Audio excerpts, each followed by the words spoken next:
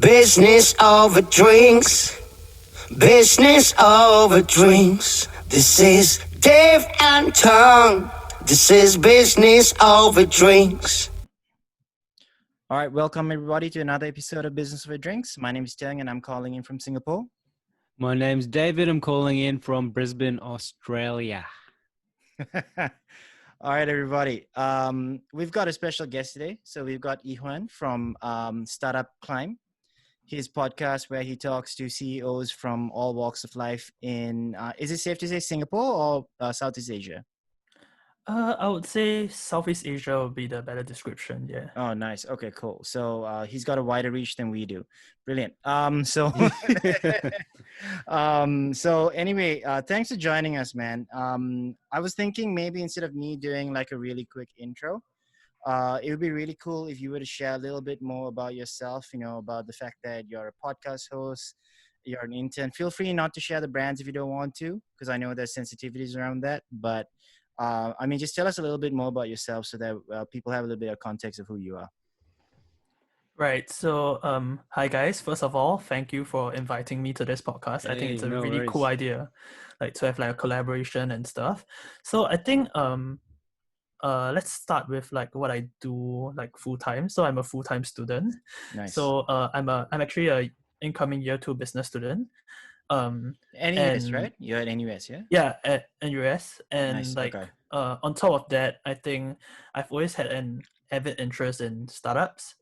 So my podcast essentially is to try to help aspiring entrepreneurs to really figure out the early business decisions, like the first hire, like how to work around bootstrapping your startup, how to manage your resources. I think because in my opinion, there are a lot of like examples or like in the bigger markets like the US or like the UK, but maybe in Southeast Asia, there are not a lot of stories out there or experiences where founders share how they get past the early hurdles and the early struggles.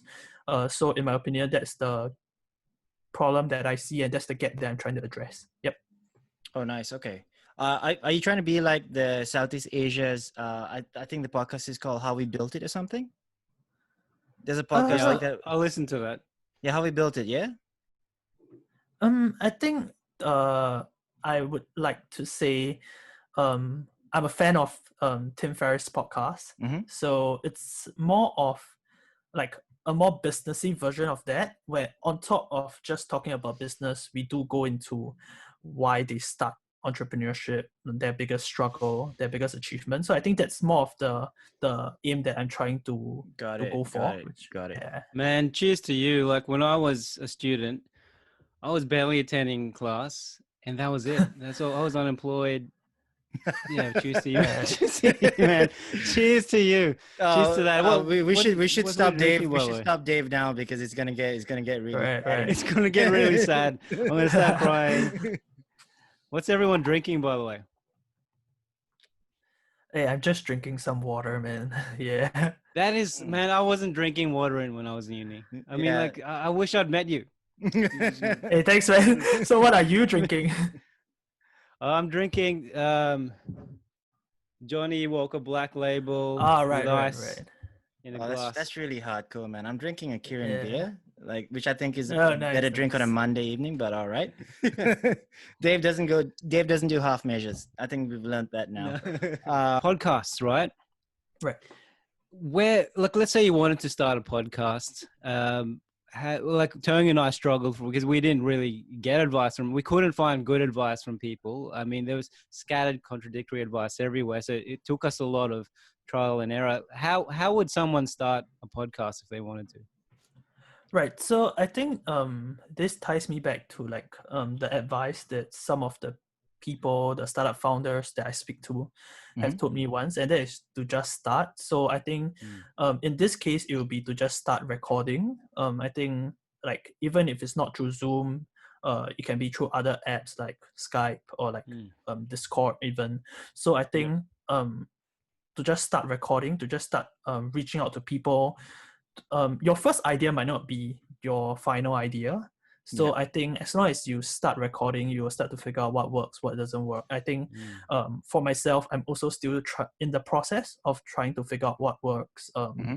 And I think as long as you just start, you would eventually figure it out. So I would suggest maybe try to find something that you're passionate in. So in my case, it will be startups, but maybe for some other people, it might be games, it might be current affairs where they're just interested, or entertainment news, right? So they could do a podcast based on what you're interested in, because you tend to have more interest in like researching or becoming like the subject matter expert in that area. So I think once you figure out something that you're interested in, then you can just start recording like your thoughts about it. Maybe you can start with that, or maybe you can think of like whether you want to get guests on who might provide another perspective on your podcast. So I think the advice will always be to just start recording something. Just use like your computer mic or like your headphones, right? It doesn't really have to be that much. Yep. So just to make sure that everybody knows, his podcast is called Startup Climb, so you can listen to it on all the major podcasting platforms right now. Hey man, that was a really good response, by the way. I thought that was a really good answer. I'm glad that you're taking a lot of stuff that you learned from the startup founders that you interviewed and really like incorporating into your work, right? So a couple of things, right? Maybe just one observation. I think that if this interview and podcast episode goes viral, there's going to be like dozens of podcasts sprouting out of this about people talking about games, like just really random stuff, like My Little Pony or something. So great. So we might get blamed for that, but that's okay. The second part is, man, I was thinking maybe you could tell us what are the podcasts that you're listening to right now that you think like need a little bit more visibility.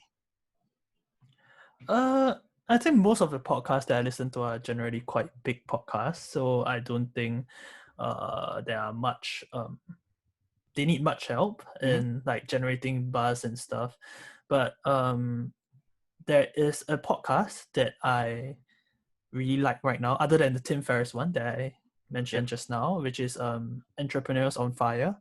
I know that. I think it's pretty cool, and he does it every day, so that's even cooler, because like I think at the start when I'm just consuming podcast content, I don't really know how much work goes into it, but then like if you think about like the recording, the editing and stuff, and even thinking of what content to produce on a daily basis, I think it's really a lot of hard work.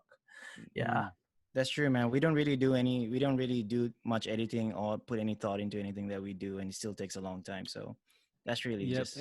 Oh, by the way, I'd like to recommend a podcast called Business Over Drinks. I heard that. Right, and that as well. That's a really good one. Glad you don't listen to us. Well. I've heard that that's one of the best podcasts currently in Southeast Asia. I'm just saying, I've heard. In the world, right. Business world. So you're listening to Tim Ferriss's How They Built It, and you're also listening to Entrepreneurs on Fire, yeah? Yep. Do you know who's sorry, I don't mean to put you in the spot, but do you know who hosts that podcast?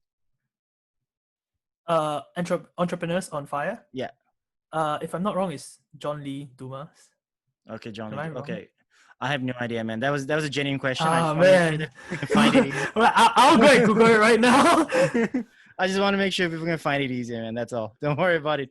We'll put it in our show notes. We'll do the research and put it in our show notes. Don't worry about it. Well, we won't do the research. I am correct. I've Googled it. Okay. Oh, correct. Nice. Right, awesome. Nice. Then we definitely won't do the research. Okay, cool. Yeah, I mean, I like what you said about just start. I mean, Tong and I, if you guys listen to episode 1, is it even still out there? Did we delete it? No, I think it's still there. It's still there. It's there. Oh man, it wasn't great. It wasn't great, and it's still a podcast. Obviously, still needs a lot of improvement. We're getting there, so you're absolutely right about that, E Hueen. And then let's say you're starting a podcast and you want to do a podcast where you interview people, but let's say you feel like you're not high status enough, or you don't know anyone who's worthy of being a guest. Like and you've obviously interviewed CEOs, pretty qualified people. How do you get those guests? Yeah. Right. So I think you'll be surprised, like how willing to share most people are. Like I think for my experience, most people that I reach out to are willing to share and help the community that they are in, which is like the startup community. And I think apart from me, there are many people, even within Singapore, that are looking to build the startup community up. So like I think just going on LinkedIn and taking a look around, you will start to see people that share posts to help entrepreneurs get started. There are people that help connect different startups together in their network. So I think in my case, it's really as simple as like sending them a LinkedIn message or dropping them an email. And I think if you send out 100 emails or send out 100 LinkedIn message, eventually somebody will get back to you.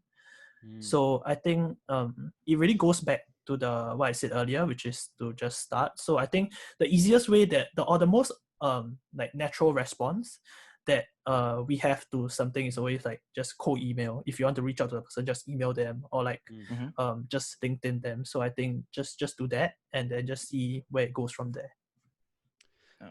Before to ask a question, I just wanted to add to that. And even if you're not in business, for example, I think you can use that piece of advice. Let's say you want to start an arts podcast. There's definitely communities for your specific niche online somewhere. You just need to do a bit of Googling, a bit of asking around. And then Turng knows a good tool to find out, the emails of specific people within the organizations. What was it again? Norbert email finder. So we use that. Email. We use a few other tools as well. Basically, it just scrapes the internet and finds email addresses based on domain and name.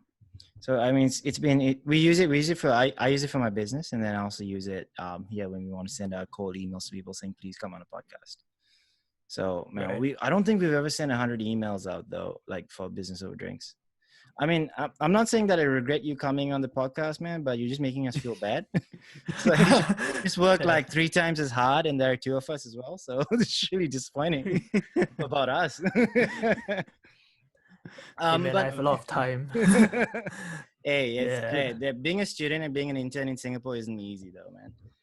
We're gonna come back to your internships and the fact that you're studying in a minute, though. But I've actually got a question about your podcast Startup Climb, right? Do you have any like funny or interesting stories you can share about some of your guests or anything? Feel free not to name them if you think it's going to be a little bit embarrassing, or like even if the episode hasn't come out yet, has there been any really interesting stories? I mean, we'll be happy to share some of the most. We had some really good stories about podcasts that we've done. Remember, Dave, a few weeks ago. Yeah, it's called look it up. It's called Client Horror Stories. So if you look at your podcast listener. Cool. So I think for my case, I would say interesting. Like all of them are pretty interesting in their own unique ways because like the one thing that I realized about startups is that all founders, they tend to have a pretty interesting story of how they start. So I do have I think maybe I would say like when it comes to advice, the best advice that I got was really that in a way there is a way to reverse engineer luck. So I think just now when I told you about how if you send out 100 emails, like somebody might get back to you, that was the advice like given to me. In fact, on one of my very first few guests, which happens to be my first episode. So the guest then who was the guest? Sorry, I don't have your list in front of me. Right. So it's from the startup Bamboo. So they're like a fintech startup. So so it's the startup founder. So I think what he said was that you just gotta, in order to know if your product work or like if the idea works, you have to reach out to a substantial amount of people in order to get validation. Or like some people quit too early. I think that's the gist of the message, right? Where like maybe you ask 10 people, 20 people, and they give you no's, and then you start to just be like, oh, my idea sucks. But maybe like if you reach out to like 100 people, 200 people, then you can get a better idea of what your product is like in the market. And I think that's advice that have stuck with me throughout, I think, from the start of the podcast till now is really that same advice. Is like, to really know if your product or idea would work, you need to talk to a lot more people than you think. Yeah. Okay, cool. Any other interesting, and like what was okay? Do you mind ranking who is the best and worst podcast guest? I'm joking. I'm just kidding. You don't have to. Oh, you you don't have can to. actually say. If you want to, you can, but you don't have to. Right. I think there's no worse podcast guest, to be very honest with you, at least so far. Like, I don't have some horror story or like some difficult time talking to the guests. I think all of my guests have been very accommodating, so I really don't think that there's a worse guest out there. So I don't really think I can answer that question. But when it comes to like the best, I also can't say that there's a best, because like all their advice is are pretty good. I mean, no, so you don't have to say best or worst, because I think that's unfair. But who was the best and who was the least best? Oh, right. That's just Tone's way of bullying. Right. No, I'm joking, man. I'm joking. Oh, sorry, no. Yeah. Right. So I think the first episode I did is always gonna be the most memorable one. And so I would say the first episode, because like the first guest would be the first yes that I got.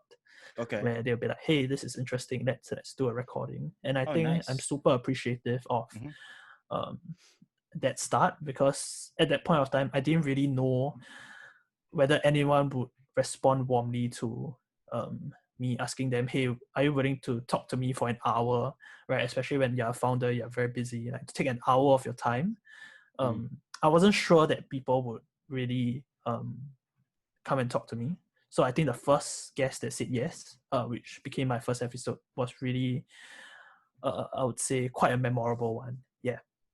Oh, nice. Okay, that's cool. Yeah, definitely. So, highly recommend listening to that podcast. So, yeah. Episode 1 of Startup Climb. Yeah. Yeah. So just back to the podcasting questions, because I think someone out there would be wanting to know this too. Like, you've got a great microphone, and what if they needed a quick shopping list of what to get? If, let's say they had the money to do something beyond just recording from the phone. What microphone do you use? What platform do you use to distribute your podcast and so forth? Oh, right. So I think I'm using the Audio-Technica AT2020 Plus. So it's a USB microphone.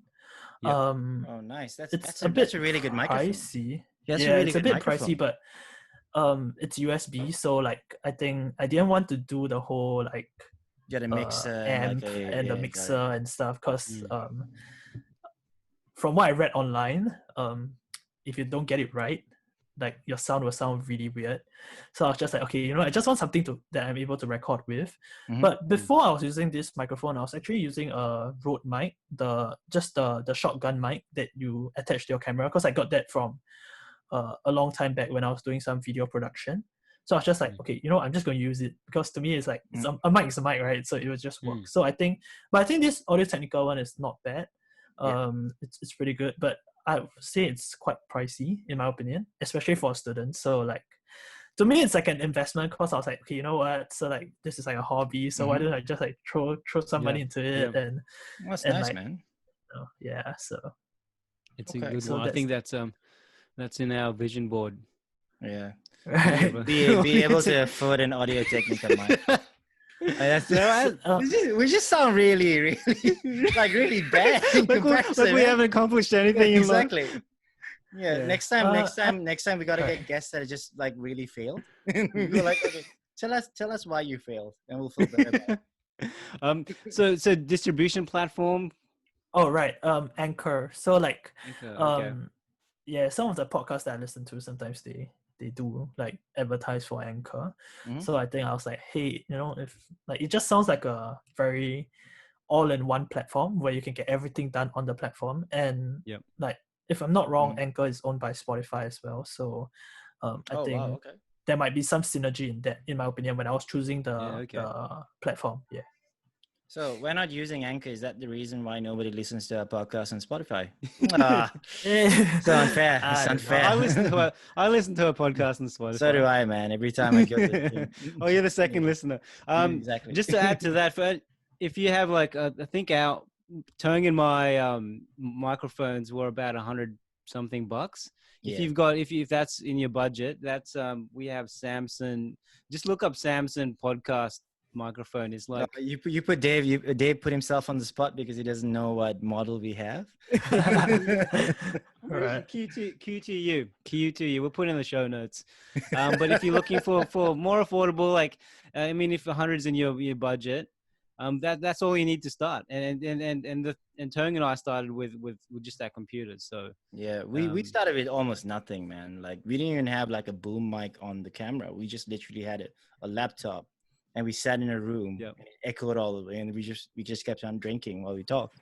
and some people tell me it sounded better back then. So Yeah, there you have no, it. because I think we didn't know what we were talking about half the time. So hey, man, we're a little bit of a left turn now. I kind of want to like really touch on your internships though. Obviously, I know Yeah, there for are sure. activities like you mentioned earlier, but I think what was really cool is the fact that I mean you said that you prefer to intern in startups, right? Like you're really keen on the startup Right. industry in the region. Maybe you can share a little bit more about like why startups? Why should interns consider startups? Okay, so I think first of all, I think as a student, you should consider all your options. So like, I wouldn't say stick exclusively to a startup, Mhm. but maybe it's because I only have interned at startups in the past. Yeah. So I can only tell you my experience interning at startups. Oh yeah, man, go ahead. So yeah, so I think the one unique selling point of a startup, or like the most prominent benefit, is that the team tend to be very small in general, and thus you have a lot of access to like your boss or like the CEO or the decision makers, which means you have a closer look at how decisions are made on a day-to-day basis. And at the same time, because of the small team, right, you tend to be able to dabble in a little bit of everything. So like, for example, even when I'm doing marketing, I'm able to do sales, do like client engagement, or to even like take a look at how people build products, Nice. or how people like talk to new clients and stuff. So I think that's the fun part about being a startup intern, is that you really get to try everything.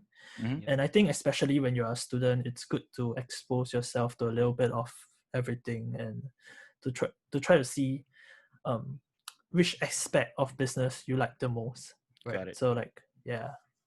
Okay, so So the that- title of this podcast is going to be how you think most internships are useless, except for those with Ah, Got it. Cool. We got a headline. Dave, sorry, I didn't mean to cut you off.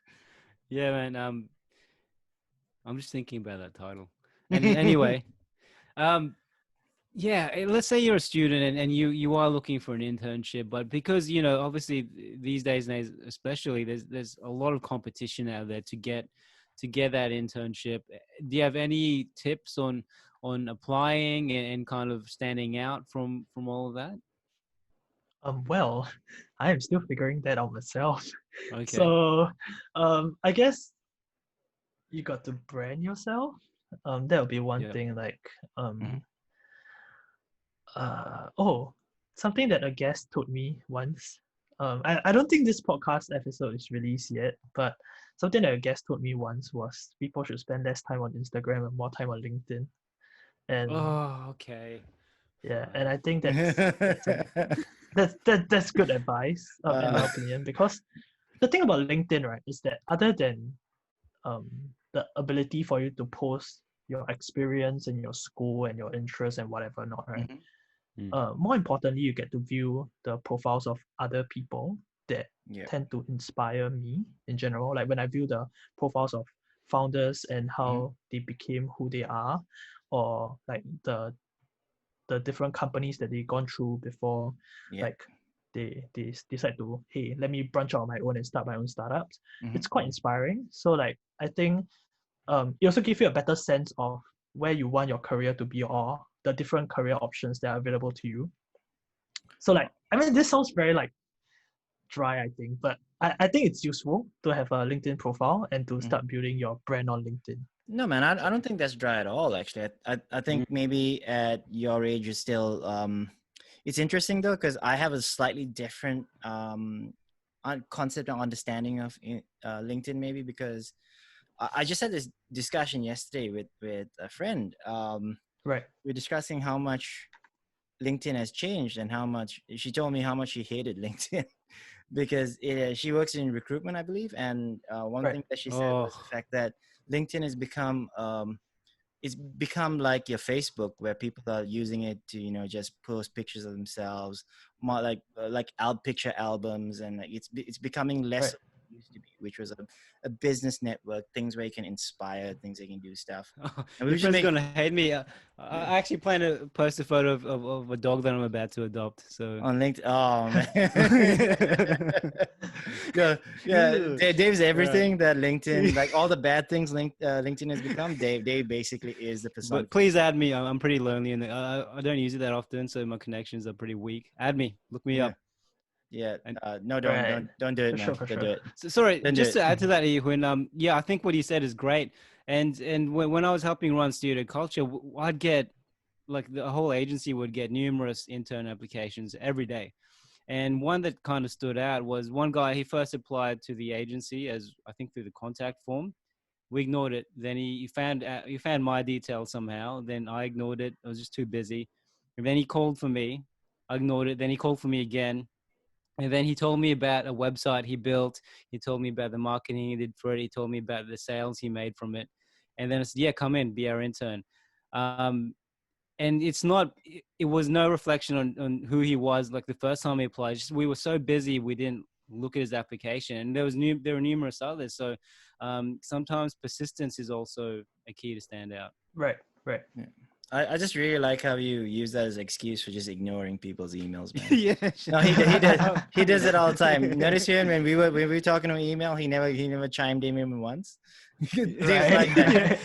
Dave doesn't respond to emails. He's always like that. Email from Tang. Oh, okay, delete. Yeah. Spam. Report this email. He always does that. Yeah, sorry, no, Dave, you got a question? No, you go ahead. Okay, I just cool, wanted man. to do a little monologue. Oh, lovely. So even I think we're coming to the end of the podcast now, but I was thinking maybe do you have any like advice for anyone who's a couple of things, right? Say your fellow students, anyone else, like advice when they're looking to that you haven't shared already when they're looking for internships. Do you have anything else that you want to share with them? I think just try to figure out what you're interested in. I think you can do that by just trying things out, right? Yep. So once you figure that out, you should, in my opinion, at least that's what I'm trying to do, find an internship that you think might expose you to the area that you're interested in, and then just go and try.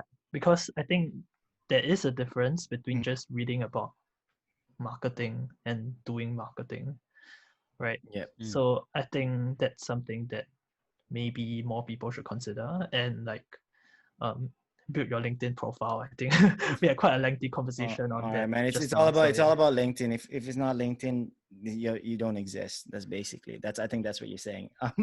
No, man. But like, by the way, look up E Hueen's LinkedIn, guys. If you want tips on like how to optimize it, I think E Hueen's.